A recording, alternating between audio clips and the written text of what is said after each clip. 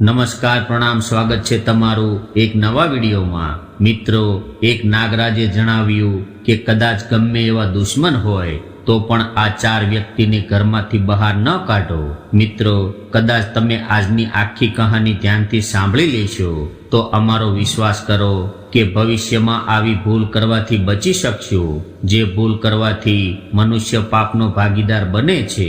સાથે સાથે અમે આજે એ પણ જણાવીશું કે મનુષ્ય ગરીબીમાં કઈ કઈ ભૂલો કરે છે જેના લીધે મનુષ્ય હંમેશા માટે ગરીબ રહે છે। તો ચાલો મિત્રો શરૂ કરીએ આજની કહાની। મિત્રો, તમે હંમેશા જોયું હશે કે ઘર પરિવારની મહિલાઓ લડાઈ ઝઘડા કરવામાં વધારે રહે છે। ઘર પરિવારમાં હંમેશા નાની નાની વાતો પર લડાઈ ઝઘડા થતા રહે છે। ઘણી વખત તો નાની નાની વાતોમાં થવાવાળો ઝઘડો એટલો મોટો બની જાય છે કે વ્યક્તિ એમાંથી ઊંચો જ નથી આવતો। બાળકો અને મહિલાઓના ઝઘડામાં પરિવારના પુરુષોને પણ ઘણું બધું દુઃખ સહન કરવું પડે છે। ઝઘડો કદાચ નાનો હોય કે મોટો હોય, પરંતુ એમાં ધન અને શારીરિક નુકસાન તો પુરુષોએ જ ઉઠાવવું પડે છે। કેમ કે એવું કહેવાય છે કે જે પરિવારની મહિલાઓ અંદરો અંદર કલેશ કરે છે એ ઘરની સુખ શાંતિ હંમેશા માટે ખતમ થાય છે, અર્થાત એ ઘરમાં ઉન્નતિ રોકાઈ જાય છે। આવા ઘરોમાં ક્યારેય બરકત નથી થતી। આવા ઘરમાં રહેવાવાળા વ્યક્તિઓના જીવનમાં અનેક સમસ્યાઓ આવે છે। તો મિત્રો, આગળ તમને એ જાણવા મળશે કે અમુક મનુષ્ય હંમેશા ગરીબ કેમ રહી જાય છે।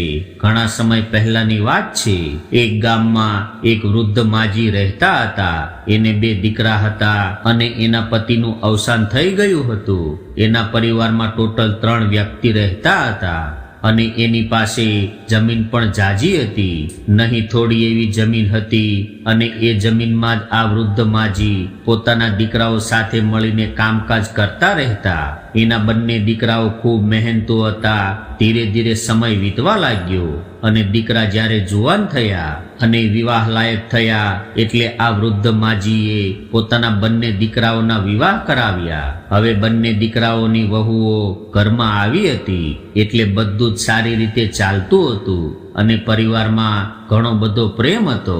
બધા જ લોકો હળી મળીને રહેતા હતા। પરંતુ જેમ જેમ સમય વીતતો ગયો એમ બંને વહુઓમાં અંદરો અંદર ઝઘડા શરૂ થયા। હવે તો બંને વહુઓનું રોજ રોજ ઝઘડા કરવાનું કામ બની ગયું હતું। હવે તો આ વૃદ્ધ માં પણ વહુઓના લડાઈ ઝઘડા જોઈને પરેશાન થવા લાગ્યા અને વિચારવા લાગ્યા કે મારી બંને વહુઓ તો રોજ રોજ અંદરો અંદર લડતી રહે છે, એટલે મારે કંઈક કરવું જોઈએ।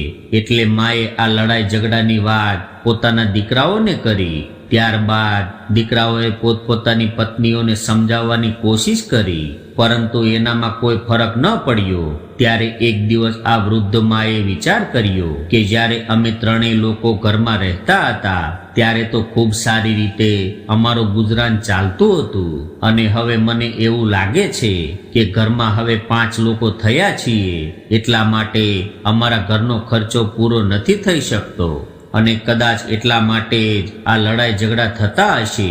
ત્યારે આ વૃદ્ધ માએ પોતાના બંને દીકરાને કહ્યું કે તમે બંને પરદેશ જાઓ અને ત્યાં જઈને કોઈ નોકરી કરીને પૈસા કમાઓ, એટલે આ લડાઈ ઝઘડા ખતમ થઈ જશે। કેમ કે જ્યારે ઘરમાં પૈસા આવશે એટલે બધી જરૂરિયાતો પૂરી થવા લાગશે અને પોતાની જરૂરિયાતો પૂરી થયા બાદ અંદરો અંદર લડવાનું બંધ થઈ જશે। કેમ કે કહેવાય છે કે ઘરમાં લડાઈ ઝઘડા થવાનું એક કારણ ધનની કમી હોય છે। જ્યારે વ્યક્તિ પાસે પૈસા નથી હોતા અને એની જરૂરિયાતો પૂરી નથી થતી ત્યારે એ અકળાવા લાગે છે। અને બીજું કારણ એ હોય છે કે કોઈ પણ વ્યક્તિ જરૂરિયાત કરતાં વધારે નવરો બેસે તો પછી એના મગજમાં અલગ અલગ પ્રકારના વિચારો આવે છે અને ત્યારબાદ એ કોઈ સાથે લડી ઝઘડીને શાંત થાય છે। અને ત્રીજું કારણ છે ચાલાકી। જ્યારે કોઈ પણ વ્યક્તિ પોતાની જવાબદારીથી ભાગતો હોય, પોતાના હિસ્સાના કામથી ભાગી રહ્યો હોય, ફક્ત બેઠા બેઠા ખાવાની ઈચ્છા રાખતો હોય તો એવા ઘરમાં લડાઈ ઝઘડો થાય છે। ચોથું કારણ છે ઈચ્છા। જ્યારે વ્યક્તિ બીજાને સફળ થતો જુએ છે અને ખુદને આગળ નથી વધારી શકતો ત્યારે એને ઈર્ષ્યા થવા લાગે છે અને આવી સ્થિતિમાં એ લડાઈ ઝઘડા કરે છે. અને જે લોકો પોતાને વધારે પડતો સમય લડાઈ ઝઘડા અને ઈર્ષ્યા કરવામાં વ્યતીત કરે છે એવા લોકો હંમેશા ગરીબીના ખૂંટાથી બંધાયેલા રહે છે. મિત્રો, હવે બંને દીકરાઓએ વૃદ્ધ માની વાત માની લીધી અને માજીની આજ્ઞા લીધા બાદ પોતપોતાની પત્નીઓને સમજાવી કે અમારા અહીંયા ન હોવા પર અમારી માનું સારી રીતે ધ્યાન રાખજો. અને પોતાની પત્નીઓને આવી રીતે સમજાવીને બંને દીકરા પૈસા કમાવા માટે પરદેશ જતા રહ્યા. પરંતુ મિત્રો, આ બંને વહુઓના લડાઈ ઝઘડા હજુ પણ શાંત ન થયા. ત્યારે વૃદ્ધ માએ મોટી વહુને કહ્યું કે વહુ, તું તો મોટી છો અને આ તારાથી નાની છે અને તમારા પતિ અત્યારે પરદેશમાં પૈસા કમાવા ગયા છે અને તમે બંને અહીંયા અંદરો અંદર લડાઈ કરો છો. એ સારી વાત ન કહેવાય. અને આમ પણ તારી દેરાણી તારાથી નાની છે તો તું એને નાની બહેન સમજીને એનું થોડું સહન કરીશ તો શું વાંધો છે? અને કહેવાય છે કે નાના લોકો ક્યારે ભૂલ કરે તો એ મોટાએ એને શ્રમા કરવું જોઈએ. અને જે મોટા હોય છે એ સદૈવ ઝૂકીને રહે છે અને જે ઝૂકીને રહે છે એ જ મોટા કહેવાય છે. પોતાની સાસુની આવી વાતો સાંભળીને મોટી વહુ ક્રોધિત થઈ ગઈ અને કહેવા લાગી કે તમે તો તમારી નાની વહુની તરફદારી કરો છો. તમે મને સમજાવીને એનું લડવા માટે મનોબળ વધારી રહ્યા છો અને કદાચ આ વાત એ સાંભળી લેશે તો એ વધારે ઉત્પાત કરવા લાગશે. ત્યારે વૃદ્ધ માએ કહ્યું કે વહુ, તું આટલી ક્રોધિત શા માટે થઈ રહી છો? મારી તો એ ફરજ છે કે મારે પહેલા મોટાને સમજાવવાના હોય અને ત્યારબાદ નાનાને સમજાવવાના હોય છે. અત્યારે હું તને સમજાવી રહી છું, થોડી વાર બાદ નાની વહુને પણ સમજાવવાની છું. હવે વૃદ્ધ સાસુમાની વાત સાંભળીને મોટી વહુએ થોડું ઘણું કામ કર્યું અને ગુસ્સો કરીને જતી રહી. બીજા દિવસે ફરીથી લડાઈ થઈ ત્યારે આ વૃદ્ધ માં નાની વહુ પાસે જઈને એને સમજાવવા લાગ્યા અને કહેવા લાગ્યા કે વહુ, એ તારાથી મોટી છે અને તું નાની છો અને તું એની સાથે આવી રીતે શા માટે લડી રહી છો? ઘરમાં હંમેશા લડાઈ ઝઘડો શા માટે કરતી રહે છે? અત્યારે તારો પતિ પણ ઘરે નથી, એ ધન કમાવવા માટે પરદેશ ગયો છે અને તમે લોકો અહીંયા ઝઘડો કરો છો. તમારો લડાઈ ઝઘડા આજુબાજુ વાળા લોકો જોવે છે તો એ લોકો આપણી મજાક ઉડાવે છે. એટલા માટે તમે બંને ઘરમાં આરામથી રહો, પ્રેમથી રહો. જે ઘરમાં પ્રેમ હોય છે એવા ઘરમાં ધન લક્ષ્મી એની મેળે ચાલીને આવે છે. મિત્રો, હવે નાની વહુએ એવું વિચાર્યું કે મારી સાસુ તો એની મોટી વહુની તરફદારી કરી રહી છે એટલે એ કહેવા લાગી કે સાસુમાં, તમે મને વધારે સમજાવવાની કોશિશ ન કરો, નહીતર હું તમારું પણ અપમાન કરી નાખીશ. હું જાણું છું કે તમે તમારી મોટી વહુને ખૂબ પ્રેમ કરો છો અને મારી સામે તો જોતા પણ નથી. હવે વૃદ્ધમાં નાની વહુને સમજાવીને ત્યાંથી જતી રહી અને વિચારવા લાગી કે મારી બંને વહુઓની બુદ્ધિ ખરાબ થઈ ગઈ છે એટલે એ મારી વાત નહીં માને. ત્યારે વૃદ્ધ માએ વિચાર કર્યો કે મારે મારા ઘરની ઇજ્જત બચાવવી હોય તો મારે મારી વહુઓને સમજાવવાનું બંધ કરવું પડશે. કહેવાય છે કે જે જગ્યાએ આપણી વાતની કોઈ મૂલ્ય ન હોય, કહેવાય છે કે જે જગ્યાએ આપણી વાતની કોઈ વેલ્યુ ન હોય એવી જગ્યાએ બોલવા કરતા તો ચૂપ રહેવું વધારે સારું છે. અને કદાચ તમે આવી જગ્યાએ બોલવાની કોશિશ કરશો તો તમે બીજા લોકોના શત્રુ બની જશો. હવે વૃદ્ધમાં વિચારવા લાગી કે મારી વાત કોઈને સારી નથી લાગતી અને ઉલટાની મારી બંને વહુઓ મારા ઉપર હાવી થાય છે અને કદાચ ક્યારેક મારા ઉપર હાથ ઉઠાવી લેશે અને મને મારવા લાગશે તો હું કોઈને મોઢું બતાવવા લાયક નહીં રહું. એટલા માટે મારે એને સમજાવવાની કોશિશ ન કરવી જોઈએ. મિત્રો, હવે આ બંને વહુઓ પોતાની સાસુ સાથે ખૂબ નફરત કરવા લાગી. બંને વહુએ સાસુમાને ભોજન આપવાનું પણ બંધ કરી દીધું. બંને વહુએ સાસુમાને ભોજનનું પૂછવાનું પણ બંધ કરી દીધું. હવે તો વૃદ્ધ માને ખુદ રસોડામાં જઈને ભોજન લેવું પડતું હતું. હવે બંને વહુઓ તો વૃદ્ધ સાસુથી એટલી બધી નફરત કરવા લાગી હતી કે આ વૃદ્ધ સાસુ માટે જ બંને લડવા લાગી. બંને વહુઓમાંથી કોઈ પણ પોતાની સાસુને ઘરમાં રાખવા નહોતી માંગતી.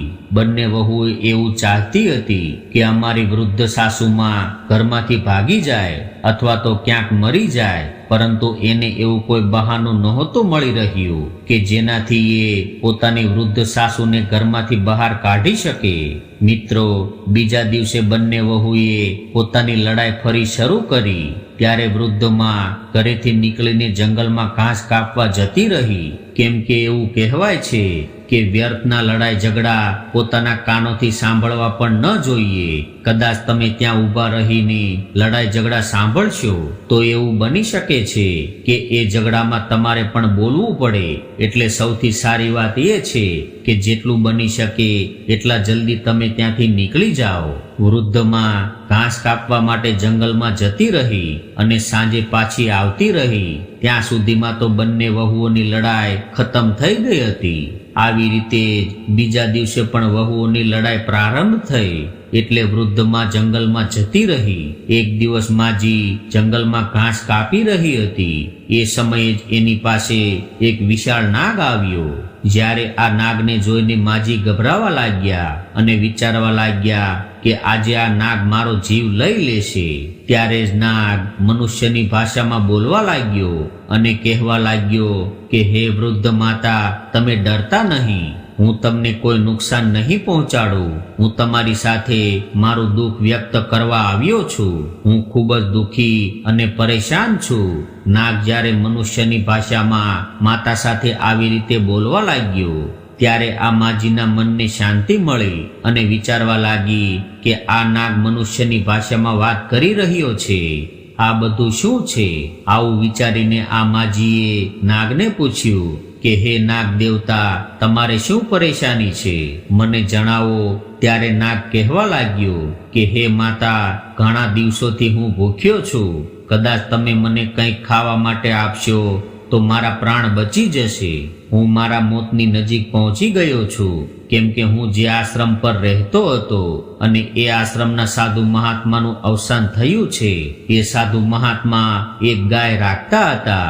એ ગાયનું દૂધ મને પીવડાવતા હતા, પરંતુ હવે મારું પાલન કરવા વાળા, મને દૂધ પીવડાવવા વાળા અમારા સાધુ મહાત્મા દેવ થઈ ગયા છે. હવે એ ગાયને કોઈ દોવા વાળું કોઈ નથી અને એ ગાય પણ તડપી રહી છે. એ ગાય આશ્રમની ચારે બાજુ ઘૂમતી રહે છે અને હું ભૂખ્યો તરસ્યો તડપી રહ્યો છું. કદાચ મારા માટે થોડું દૂધ મળી જાય તો તમારી કૃપા થશે. હે માતા, તમે મારા પ્રાણ બચાવી લ્યો. દોસ્તો, આ વૃદ્ધ માજીએ નાગની આવી વાત સાંભળી ત્યારે નાગનું દુઃખ સાંભળીને માજીની આંખમાં આંસુ આવી ગયા અને કહેવા લાગ્યા કે હે નાગ દેવતા, તમે ચિંતા ન કરો. આજે તો હું તમને દૂધ નહીં પીવડાવી શકું, પરંતુ કાલે જ્યારે ઘાસ કાપવા આવીશ ત્યારે તમે પણ અહીંયા આવી જજો. હું તમારા માટે દૂધ લેતી આવીશ. મિત્રો, હવે વૃદ્ધ માજી નાગ દેવતાને આટલું કહીને ઘરે આવી ગયા અને બીજા દિવસે સવારે રોજની જેમ બંને વહુઓ લડાઈ માટે તૈયાર હતી. ત્યારે જ આ વૃદ્ધ માજીએ વિચાર્યું કે હું કોના ઘરેથી દૂધ લઈ જાઉં. કદાચ હું મોટી વહુના ઘરેથી લઈશ અને એ જોઈ લેશે તો એ મારી સાથે લડવા લાગશે, અને નાની વહુની ઘરેથી દૂધ લઈશ તો એ મારી સાથે લડવા લાગશે. હું કોના ઘરેથી દૂધ લઈ જાઉં? ત્યારબાદ એણે વિચાર કર્યો કે એક દિવસ મોટી વહુના ઘરેથી ચોરીને દૂધ લઈ જાઉં અને બીજા દિવસે નાની વહુના ઘરેથી લઈ જઈશ, એટલે એને ખબર પણ નહીં પડે અને હું નાગ દેવતાને દૂધ પીવડાવી દઈશ. મિત્રો, હવે વૃદ્ધ માએ એવું જ કર્યું. મોટી વહુના ઘરેથી થોડું દૂધ લીધું અને દૂધ લઈને જંગલમાં જતા રહ્યા. અને જ્યારે એ ઘાસ કાપવા માટે એ જગ્યાએ પહોંચી ગયા ત્યારે નાગ દેવતા પણ આવી ગયા અને કહેવા લાગ્યા કે હે માતા, મારા માટે દૂધ લાવ્યા છો કે નહીં? ત્યારે માજીએ કહ્યું કે હા નાગ દેવતા, હું તમારા માટે દૂધ લાવી છું. ત્યારબાદ માજીએ નાગ દેવતાને પ્રેમથી દૂધ પાયું એટલે એના આત્માને તૃપ્તિ થઈ, એને શાંતિ મળી. ત્યારબાદ નાગ દેવતા કહેવા લાગ્યા કે હે માતા, તમે આજે મારો જીવ બચાવ્યો છે. તમે મારા પર ખૂબ મોટો ઉપકાર કર્યો છે. હું તમારા આ ઉપકારને જીવનભર નહીં ભૂલું. ત્યારે આ માજીએ કહ્યું કે હે નાગ દેવતા, તમને હું એક વાત પૂછવા માંગુ છું. કાલે તો હું તમારા ડરના લીધે પૂછી નથી શકી, પરંતુ આજે હું પૂછવા માંગુ છું કે તમે નાગ થઈને પણ મનુષ્યની જેમ કેવી રીતે બોલી શકો છો? તમે નાગ દેવતા છો કે પછી બીજું કોઈ? ત્યારે નાગ દેવતા કહે છે કે હે માતા, હું એક શ્રાપના કારણે નાગ બન્યો છું. હું એક રાજાના ઘરમાં પેદા થયો હતો અને નાગ સમજીને મારા પિતાએ મને જંગલમાં છોડી દીધો છે.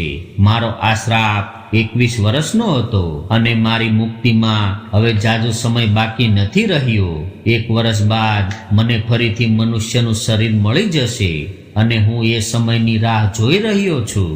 મિત્રો, ત્યારબાદ નાગ દેવતાએ પોતાની બધી જ વાત આ વૃદ્ધ માતાને જણાવી દીધી અને વૃદ્ધ માતાને આ નાગનું દુઃખ સાંભળીને એની સાથે મમતા થઈ ગઈ.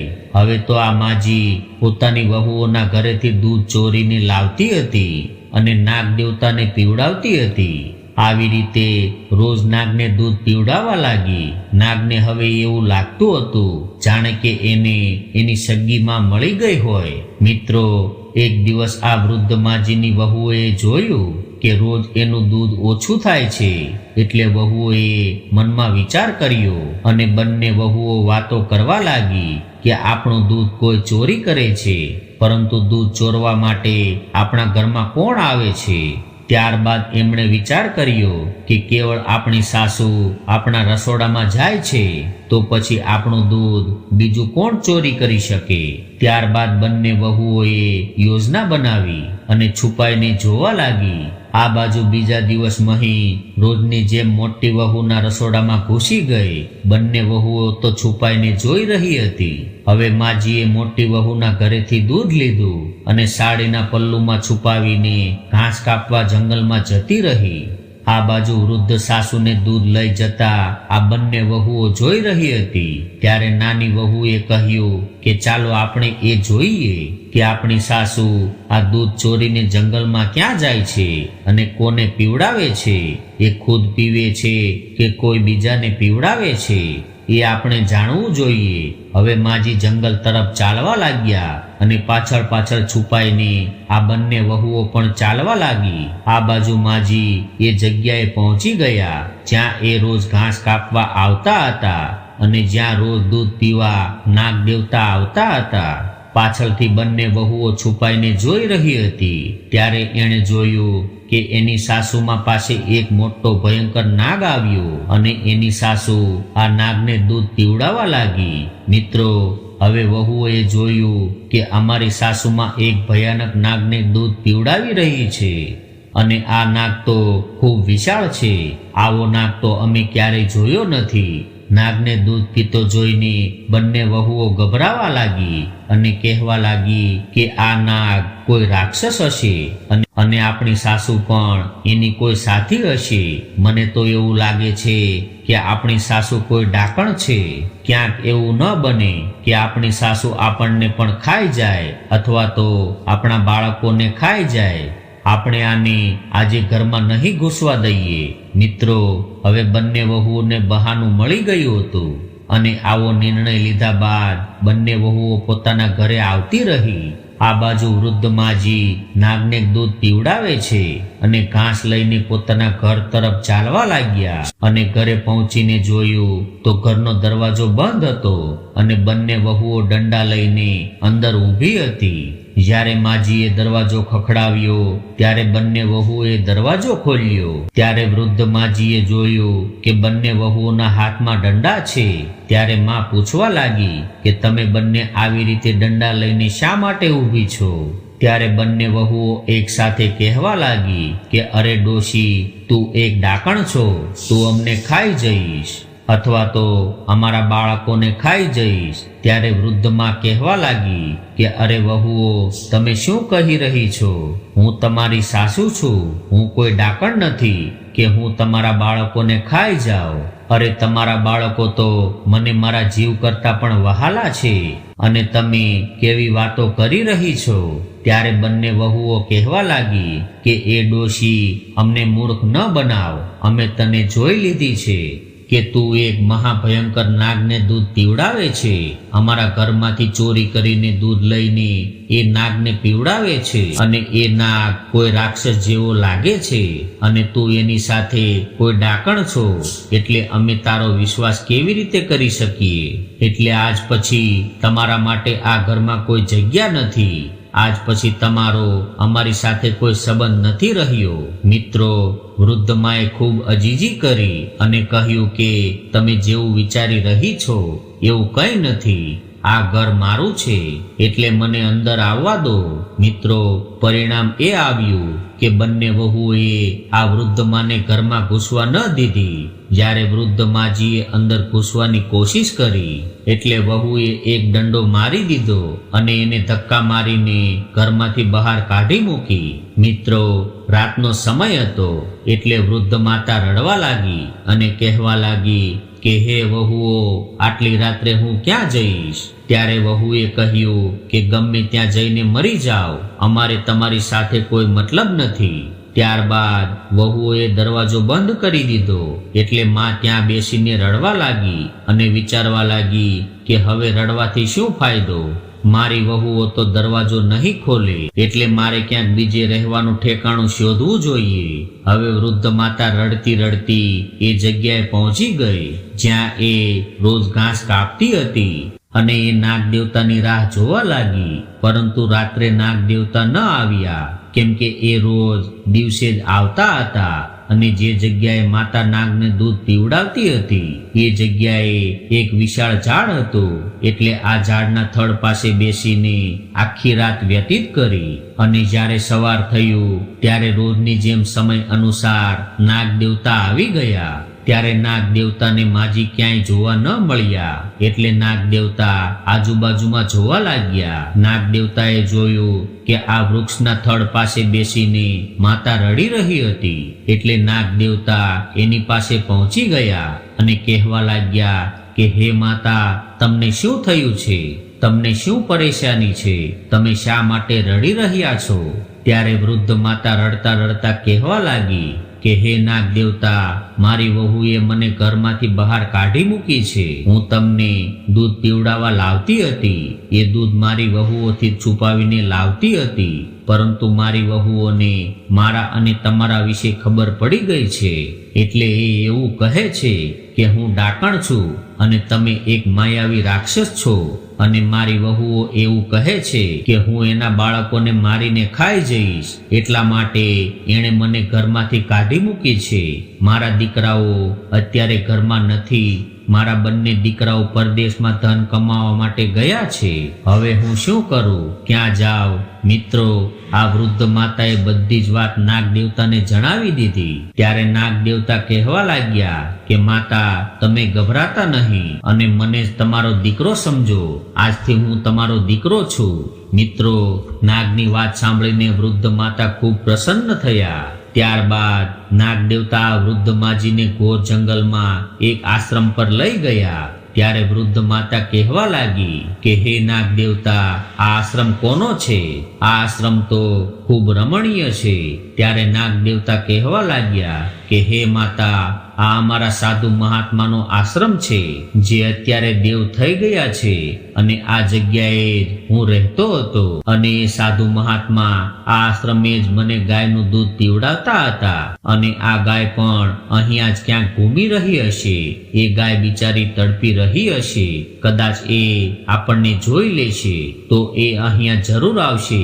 થોડી વાર બાદ એ ગાય પણ ત્યાં આવી ગઈ. ગાયના આંચળમાં દૂધ ભરેલું હતું. ત્યારે નાગ દેવતા કહેવા લાગ્યા કે હે માતા, આ ગાયનું દૂધ દોઈ લ્યો અને મને દૂધ પીવડાવો અને તમે પણ પીવો. ત્યારબાદ વૃદ્ધ માતાએ આ ગાયનું દૂધ કાઢીને નાગને દૂધ પીવડાવ્યું અને સ્વયં પીધું. ત્યારે નાગ કહેવા લાગ્યો કે હે માતા, હવે તમે ગભરાતા નહીં. તમે નિશ્ચિત થઈને આ આશ્રમમાં રહી શકો છો. આ ગાય આપણને દૂધ આપશે અને આ આશ્રમમાં અમારા સાધુ મહાત્માની કૃપા છે અને એની કૃપાથી જ અહીંયા માતા અન્નપૂર્ણાનો વાસ રહે છે. અહીંયા રહેવા વાળાને કોઈ પણ વસ્તુની કમી રહેતી નથી. ખાવા પીવાની દરેક વસ્તુઓ અહીંયા હાજર રહે છે.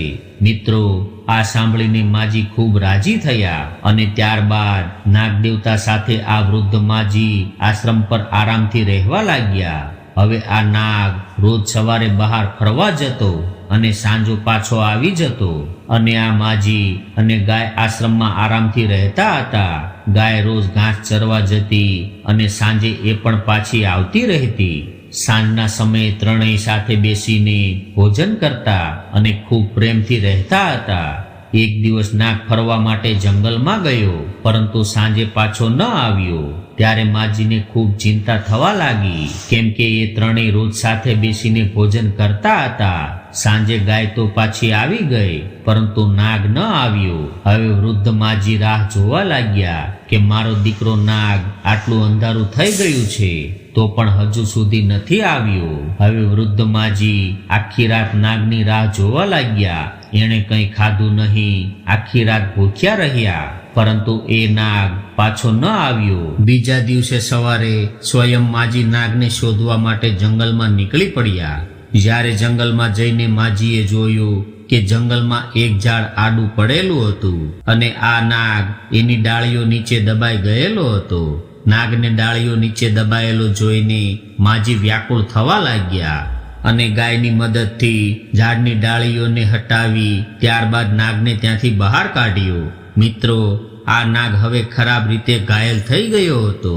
ત્યારે વૃદ્ધ માતા પૂછવા લાગી કે દીકરા, આ બધું કેવી રીતે થઈ ગયું? ત્યારે નાગ પોતાની આખી કહાની સંભળાવવા લાગ્યો કે હે માતા, જ્યારે સાંજે હું આશ્રમ પર આવી રહ્યો હતો ત્યારે ખૂબ ભયાનક તોફાન આવ્યું. તોફાનના ડરથી હું વૃક્ષ પર ચડી ગયો, પરંતુ તોફાનના વેગથી આ વૃક્ષ જમીન પર પડી ગયું અને હું એની ડાળીઓ નીચે દબાઈ ગયો. મેં બહાર નીકળવાની ઘણી કોશિશ કરી હતી, પરંતુ હું સફળ ન થયો. હું એવું વિચારતો રહ્યો કે મારી વૃદ્ધ માતા મારી રાહ જોઈ રહ્યા હશે, પરંતુ હું બહાર ન નીકળી શક્યો. ત્યારે માજી કહેવા લાગી કે દીકરા, તું ચિંતા ન કરતો, હું તારો ઈલાજ કરું છું. આવી રીતે વૃદ્ધ માજી નાગને લઈને આશ્રમે આવ્યા અને થોડી જડીબુટ્ટી પીસીને એનો લેપ બનાવીને નાગનો ઈલાજ કરવા લાગ્યા. ધીરે ધીરે રોજ લેપ લગાવવાથી નાગના ઘા ભરાવા લાગ્યા. ધીરે ધીરે નાગ બિલકુલ સ્વસ્થ થઈ ગયો અને ધીરે ધીરે 1 વર્ષ વીતી ગયું અને આ નાગનો શ્રાપ પણ ખતમ થઈ ગયો હતો. એટલે એ મનુષ્ય શરીરમાં બદલી ગયો. હવે તો એ ખૂબ સુંદર રાજકુમાર બની ગયો હતો. નાગને એક સુંદર રૂપવાન રાજકુમારના રૂપમાં જોઈને વૃદ્ધ માજી ખૂબ રાજી થયા.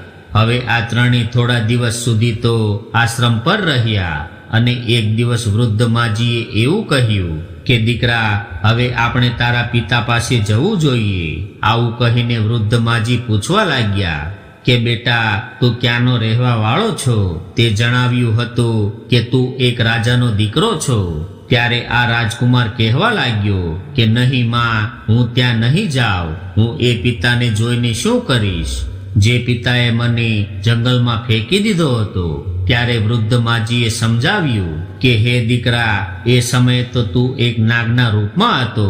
જે સમયે તારા પિતાજીએ તારા ડરથી તને છોડી દીધો હતો, પરંતુ હવે તો તું મનુષ્યના રૂપમાં આવી ગયો છો, એટલે તને જોઈને તારા માતા પિતા ખૂબ ખુશ થઈ જશે. હવે આ રાજકુમાર વૃદ્ધ માજીને લઈને પોતાના રાજમહેલ તરફ ચાલવા લાગ્યો અને જ્યારે એ પોતાની રાજધાનીમાં પહોંચી ગયો ત્યારે ત્યાંના લોકો આ સુંદર યુવકને જોઈને એના પર મોહિત થઈ ગયા અને લોકો વિચારવા લાગ્યા કે કદાચ આ સુંદર રાજકુમાર આપણો રાજા હોત તો કેટલું સારું હોત. હવે રાજકુમાર અને વૃદ્ધ માતા નગરમાં પહોંચીને સૈનિકોને પૂછવા લાગ્યા કે અમારે રાજાને મળવું છે. ત્યારબાદ સૈનિકો એને રાજાના મંત્રી પાસે લઈ ગયા. હવે આ રાજકુમારે મંત્રીને કહ્યું કે હે મહામંત્રી, અમે મહારાજને મળવા આવ્યા છીએ, એ અત્યારે ક્યાં મળશે? ત્યારે મહામંત્રી કહેવા લાગ્યા કે અમારા મહારાજ અને મહારાણી આ સમયે તમને મળી શકે એવી પરિસ્થિતિમાં નથી. અત્યારે એની હાલત ખરાબ છે. અમારા રાજા તો અત્યારે અમારા રાજ્યને પણ નથી સંભાળી શકતા. અહીંનું સિંહાસન બિલકુલ સૂનું પડ્યું છે. ત્યારે આ યુવાને જીદ કરી અને કહ્યું કે હે મહામંત્રી, તમે કોશિશ કરો કે અમે મહારાજને મળી શકીએ. અમારું એને મળવું ખૂબ જરૂરી છે. ત્યારે મંત્રી કહેવા લાગ્યો કે મહારાજ અત્યારે બીમાર છે અને આ વાત 21 વર્ષ પહેલાની છે. અમારા મહારાણીએ એક સર્પને જન્મ આપ્યો હતો અને જ્યારે મહારાજાએ આ સર્પને જોયો ત્યારે એ ખૂબ ભયભીત થઈ ગયા હતા. પરંતુ અમારા મહારાણી માટે તો આ સર્પ પણ ખૂબ પ્યારો હતો, કેમ કે મા માટે એનું બાળક ગમે એવું હોય તો પણ પ્રિય હોય છે. પરંતુ મહારાજે એવું વિચાર્યું કે આ વાત સમાજના લોકો જાણશે કે મહારાજના ઘરે પુત્રની જગ્યાએ એક સર્પ પેદા થયો છે તો લોકો અમારાથી ધૃણા કરશે. એટલા માટે મહારાજાએ એ સર્પને જંગલમાં ફેંકાવી દીધો અને ત્યારથી જ મહારાજ અને મહારાણી બીમાર રહે છે અને રાજસિંહાસન છોડી દીધું છે. ત્યારબાદ મહારાજ ક્યારેય રાજસિંહાસન પર બિરાજમાન નથી થયા અને પોતાના મહેલમાં ખરાબ રીતે ઉદાસ થઈને પડ્યા રહે છે. મિત્રો, આ યુવકે આવું સાંભળ્યું ત્યારે મહામંત્રીને નિવેદન કર્યું કે જો તમે અમને મહારાજના દર્શન કરાવશો તો તમારી કૃપા થશે. ત્યારે મહામંત્રી આ રાજકુમાર અને વૃદ્ધ માજીને લઈને મહારાજ પાસે ગયા. જ્યારે આ યુવક મહારાજ પાસે પહોંચ્યો અને એના ચરણ સ્પર્શ કર્યા ત્યારે રાજા અને રાણીના શરીરમાં એક કરંટ જેવું લાગ્યું. એક એવી શક્તિ આવી કે એ બંને એકદમ ઉઠીને બેસી ગયા અને કહેવા લાગ્યા કે બેટા, તું કોણ છો? તું ક્યાંથી આવ્યો છો? તે જ્યારે અમારા ચરણ સ્પર્શ કર્યા ત્યારે અમારી અંદર કોઈ શક્તિનું આગમન થયું છે. તું કોણ છો દીકરા? તારો પરિચય આપ. ત્યારે આ યુવક કહેવા લાગ્યો કે હે પિતાજી, હું તમારો દીકરો છું. હું નાગના રૂપે પેદા થયો હતો. ત્યારે તમે જ મને જંગલમાં છોડી મૂક્યો હતો.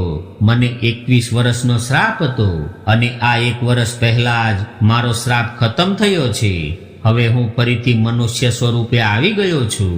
આટલું સાંભળતા જ રાજા અને રાણીએ એને ગળે લગાવી લીધો.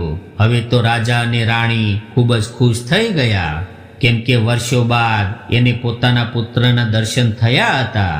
ત્યારબાદ રાજા એના દીકરા પાસે ક્ષમા માંગવા લાગ્યા કે બેટા, મેં તારો ત્યાગ કરીને ખૂબ મોટી ભૂલ કરી હતી. મને ક્ષમા કરી દે. કહેવાય છે કે મનુષ્યએ આ 4નો ક્યારેય ત્યાગ ન કરવો જોઈએ. નંબર 1 બાળક, નંબર 2 વૃદ્ધ માતા પિતા, નંબર 3 પાગલ વ્યક્તિ, નંબર 4 ચરણમાં આવેલા વ્યક્તિનો ક્યારેય ત્યાગ ન કરવો જોઈએ. એને ક્યારેય પોતાના ઘરમાંથી બહાર ન કાઢવો જોઈએ. ત્યારબાદ રાજાએ એવી સૂચના આપી દીધી કે આ મારો દીકરો છે અને આવતીકાલે એનું રાજતિલક કરવામાં આવશે. બીજા દિવસે એનું રાજતિલક કરવામાં આવ્યું અને રાજા રાણી પોતાના પુત્રના લાડ પ્રેમમાં લાગી ગયા. પરંતુ વૃદ્ધ માજી ઉદાસ થઈ ગયા અને વિચારવા લાગ્યા કે આ દીકરો તો એની માને મળી ગયો છે, પરંતુ હવે હું ક્યાં જઈશ? ત્યારે આ યુવક કહેવા લાગ્યો કે હે માજી, તમે તો મારી માં છો. મને જન્મ આપવા વાળી માં તો આ મહારાણી છે, પરંતુ મારું પાલન કરવા વાળી માં તમે છો. તમે મારા પ્રાણની રક્ષા કરી છે, એટલા માટે મારી જન્મ આપવા વાળી માં કરતા તમારો દરજ્જો ઊંચો છે. અને તમે શા માટે ગભરાઈ રહ્યા છો? તમને એ વાતની ચિંતા થઈ રહી છે કે તમને કોઈ નહીં પૂછે, પરંતુ હે માતા, આજ પછી તમે અહીંયાના રાજમાતા કહેવાશો. મિત્રો, હવે આ રાજકુમારે વૃદ્ધ માજીને રાજમાતા ઘોષિત કરી દીધા. હવે વૃદ્ધ માજી ખૂબ પ્રસન્ન થયા અને આ બાજુ આ વૃદ્ધ માજીના દીકરાઓ પરદેશમાંથી ઘરે આવ્યા અને પોતાની વૃદ્ધ માને ઘરે ન જોયા એટલે એની પત્નીઓને પૂછવા લાગ્યા કે અમારી માં ક્યાં ગઈ છે? ત્યારે એની પત્નીઓ કહે છે કે તમારી માં તો એક ડાકણ હતી, એટલા માટે અમે એને મારીને અહીંથી ભગાવી દીધા છે. એ રોજ એક નાગને દૂધ પીવડાવવા જંગલમાં જતી હતી. પોતાની પત્નીઓના મુખથી આવી વાતો સાંભળીને બંને દીકરાઓ ક્રોધિત થયા અને પોતાની પત્નીઓ પર ક્રોધ કરીને એને ઘરમાંથી બહાર કાઢવા લાગ્યા અને કહેવા લાગ્યા કે તમને શરમ નથી આવતી કે કે તમે અમારી માને ડાકણ કહો છો, ક્યાં છે અમારી માં, જલ્દી જણાવો. મિત્રો, આ વહુને ખબર નહોતી કે આ સમય અમારી સાસુમાં ક્યાં છે. હવે તો એના પતિઓ રોજ એને મારવા લાગ્યા અને ધીરે ધીરે એની હાલત ખરાબ થઈ ગઈ. કેમ કે ન તો એને શાંતિથી ભોજન મળી રહ્યું હતું કે ન તો કોઈ સન્માન મળી રહ્યું હતું. એના ખુદના બાળકો જ એનાથી નફરત કરવા લાગ્યા હતા. બધા જ લોકો એને ધૃણિત નજરથી જોવા લાગ્યા. કેમ કે કહેવાય છે ને કે જે પોતાના વૃદ્ધ વડીલોનો અનાદર કરે છે, એનું અપમાન કરે છે, તો એનું અપમાન સમાજ કરે છે અને એના ખુદના સંતાનો પણ એનું સન્માન નથી કરતા. મિત્રો, હવે આ વૃદ્ધ માજીના બંને દીકરાઓને એ ખબર પડી કે અમારી માં એક રાજ્યની રાજમાતા બની ગઈ છે. ત્યારે બંને દીકરાઓ ખૂબ ખુશ થયા અને વિચારવા લાગ્યા કે અમારી માં ખૂબ દયાળુ સ્વભાવની હતી, રોજ ભગવાનની પૂજા કરતી હતી, એટલા માટે ભગવાને એને રાજમાતા બનાવી છે. ત્યારબાદ બંને દીકરાઓ રાજ દરબારમાં ગયા અને રાજાના માધ્યમથી પોતાની વૃદ્ધ માતા રાજમાતાને મળે છે અને રાજમાતાને કહેવા લાગ્યા કે હે માતા, અમે તમને લેવા આવ્યા છીએ. ત્યારે આ વૃદ્ધ માજી કહે છે કે હે દીકરાઓ, હું અહીંયા રહીને ખૂબ ખુશ છું. અહીંયા પણ મારો એક દીકરો છે, એટલે તમે હવે આરામથી ઘરે જાઓ. મારો આશીર્વાદ હંમેશા તમારી સાથે છે. તમે તમારી પત્નીઓ અને બાળકો સાથે ખુશીથી રહો. મિત્રો, હવે પોતાની માનો આશીર્વાદ લઈને બંને દીકરાઓ ઘરે આવી ગયા. હવે આ વૃદ્ધ માના દીકરાઓ અને પૌત્રો તો ખૂબ ખુશ હતા, પરંતુ વહુઓના જીવનમાં ઘણું બધું દુઃખ હતું. એને એના કર્મોનું ફળ મળી રહ્યું હતું. મિત્રો, આ કહાની આપણને એ શીખવે છે અને એવી મહિલાઓને શિક્ષા આપે છે જે મહિલાઓ પોતાના વડીલો વૃદ્ધો સાથે લડાઈ કરતી રહે છે, ઝઘડો કરતી રહે છે, એનું અપમાન કરતી રહે છે. એવી મહિલાઓના સંતાનો એનું પણ અપમાન કરે છે. આગળ જઈને એના જ સંતાનો એને દુઃખ આપે છે અને જે મહિલાઓ અંદરો અંદર લડતી ઝઘડતી રહે છે, એની આ બંને વહુઓની જેમ ખૂબ ખરાબ હાલત થાય છે. એટલા માટે તમને એક વિનંતી છે કે અંદરો અંદર ક્યારેય પણ લડાઈ ઝઘડો ન કરવો જોઈએ. પ્રેમથી હળી મળીને રહેવું જોઈએ. કેમ કે લડાઈ ઝઘડો કરવાથી ઘરમાં કજિયો કલેશ વધવા લાગે છે, ઘરની સુખ શાંતિ નષ્ટ થાય છે અને ઘરમાં ભયાનક દુઃખ આવવા લાગે છે. કદાચ તમે તમારા જીવનમાં ખુશીથી રહેવા માંગતા હોય તો અંદરો અંદર લડાઈ ઝઘડા ક્યારેય ન કરતા અને દેરાણી જેઠાણી જે કોઈ પણ મહિલાઓ ઘર પરિવારમાં હોય છે તેને અંદરો અંદર પ્રેમ બનાવીને રહેવું જોઈએ. પોતાના વડીલ વૃદ્ધોની સેવા કરવી જોઈએ. આવી સ્ત્રીઓનું સમાજમાં ખૂબ સન્માન થાય છે. તો મિત્રો, આજની સ્ટોરી તમને કેવી લાગી કોમેન્ટમાં જરૂર જણાવજો અને પસંદ આવી હોય તો વિડીયોને લાઈક, શેર અને ચેનલને સબસ્ક્રાઇબ જરૂરથી કરજો. હર હર મહાદેવ.